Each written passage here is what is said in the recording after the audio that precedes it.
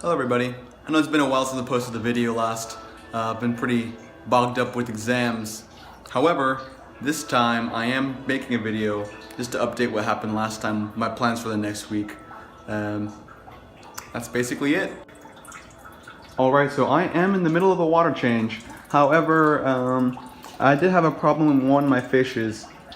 He's over here. He's got bent fish, so he can't quite swim right. And I think he's in the middle of the dying process, which is a little unfortunate. He's been like this for the past couple of days. I've been removing him from the main tank from his other buddies. Mainly because they're not really buddies. They just keep bullying the poor guy. Especially this one. The other male in the tank always keeps picking on him. So I removed him and looks like he's not taking it too well. But updates on him later. I put him on a separate tank. Right now I have the water from the tank below coming up to the tank above, and that's going to give him his aeration and the consistent temperature for the meantime. I kind of hope he makes it through. He's still alive. I'm not sure if you can see it on the video, but he is breathing water and he's flapping his fins, doing his fish thing. I put some fish food in there to hopefully that he will, oh, nice. Yeah, he's still up and kicking.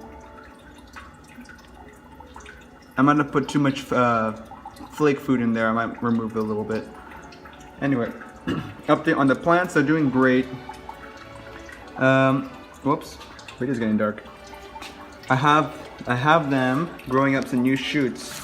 So let me show you from this light. They are growing some new shoots.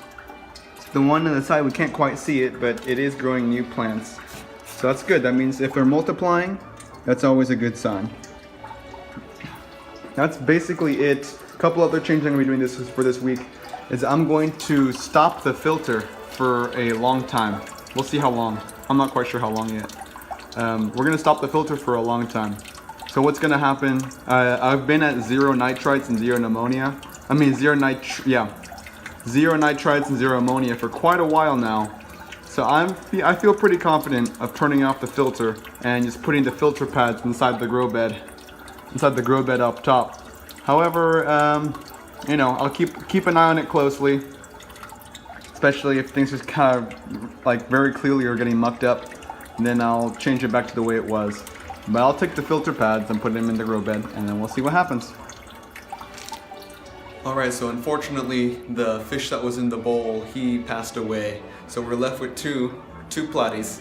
A male platy and a female platy. I might add another female platy because it looks like the male platies tend to fight a lot.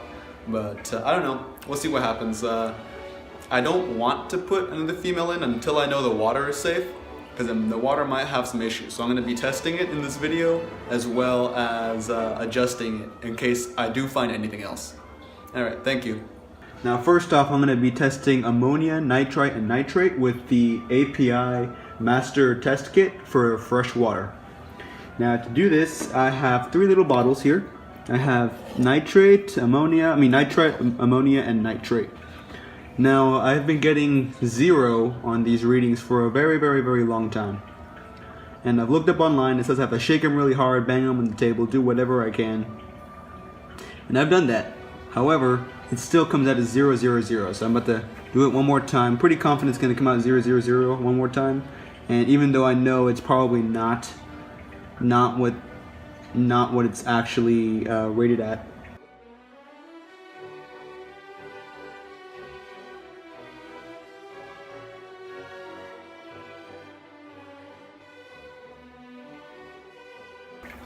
Alright, so for testing the water, we're going to be using Jungle Quick Dip pH test strips. Here we go. Yeah, right now it's looking about a 7.2, which is good, or 6.8, maybe 6.9, 7.0, 7.1. Here we're okay with the nitrite. With the nitrite, it's 0 nitrate, 0 ammonia.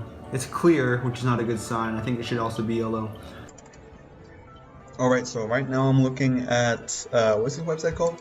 The Aquarium Guide for the Platy Care Guide.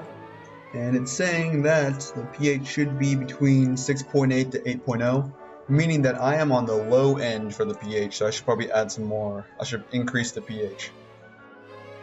Not gonna lie, this is the first time I am using this product. I've had it for a while, but I didn't think I would actually need to use it.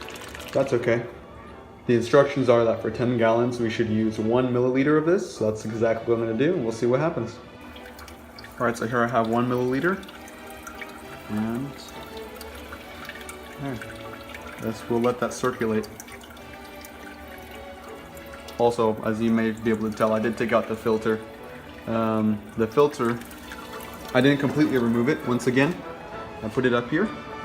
It's kind of difficult to see, but I do have a filter, and then the plants are also sucking up some of the nutrients. And I also have another filter near the bell siphon.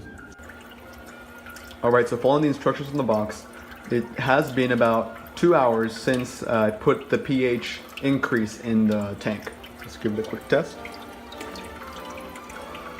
Looks like it has gone up a little bit, but we will leave that until later. About 7.2. Thank you for watching to the end of this aquaponics update. It really means a lot if you would like and subscribe to the channel. That way I can get a little more motivation to like pump out more of these more quickly, or maybe add more things to the tank and to the setup. Everything right now is really experimental. I think you all know that. Small scale, I can afford to do that. And that's basically it. Thank you for watching.